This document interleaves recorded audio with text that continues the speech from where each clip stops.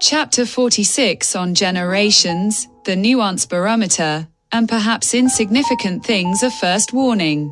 All characters in this book are fictional. All claims, regardless of topic, are precisely that, claims.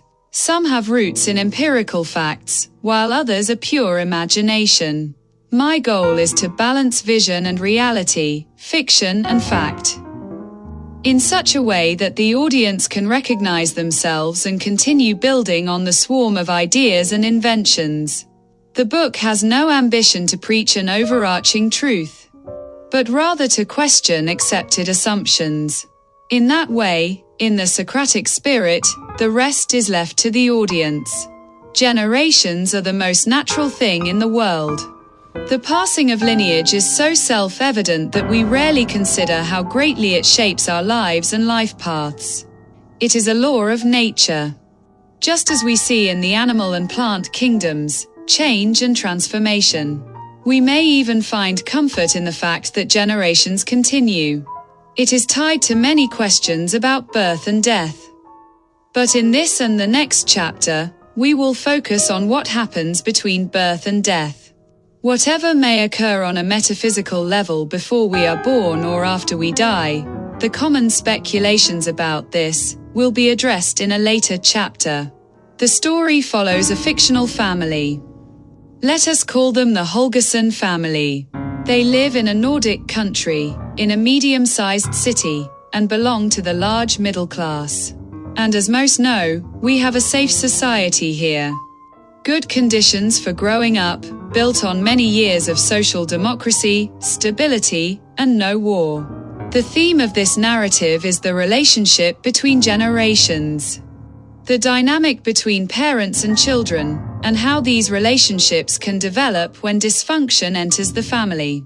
This time, the focus is on the children's role. There is no deeper love than the love parents have for their child. It is selfless, it is unconditional, and it is built on sacrifice.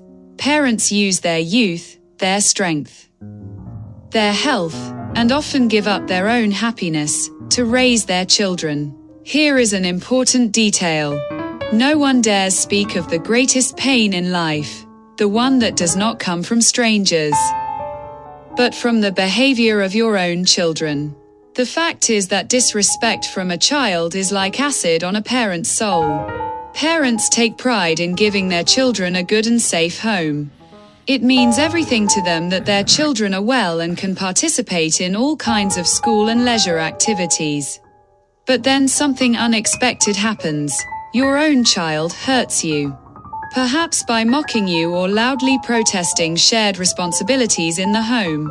It can be painful in the moment, but usually we let it pass without significant reaction.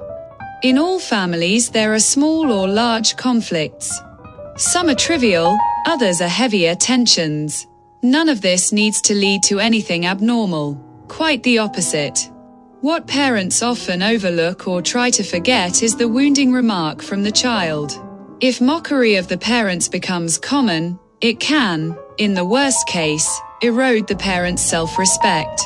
If you are met with an ironically sharp tongue or an arrogant, sneering tone, the wound can cut deeper than anyone realizes. The son behaves as if you stand beneath him, as if education, success, or modernity lifts him above you. But he forgets something essential. He stands on the shoulders of his parents and ancestors. It is your toil that formed the foundation for everything he enjoys today. Every achievement he carries also carries your fingerprints, visible or invisible. Parents can forgive much. Mistakes, failures, even disobedience. But disrespect remains as a scar. It makes them doubt their own worth. It makes them feel abandoned by those they sacrificed their lives for. And when respect breaks, love breaks with it. Omission and deliberate silence are the first signs. I myself have become frail, weak, and dependent. Many children do not understand that neglect is one of the deepest wounds a human being can bear. To be old and abandoned by your own children is not just loneliness, it is betrayal.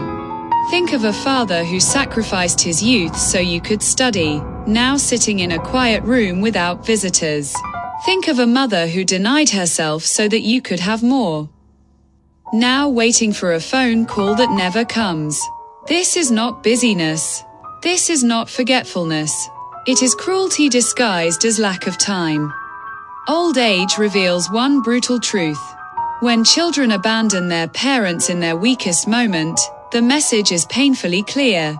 You were only valuable as long as you could give. A shared meal, a hand to hold, a few minutes of your time. These mean more than all the gifts in the world. For children who abandon their parents forget one truth: life is a circle.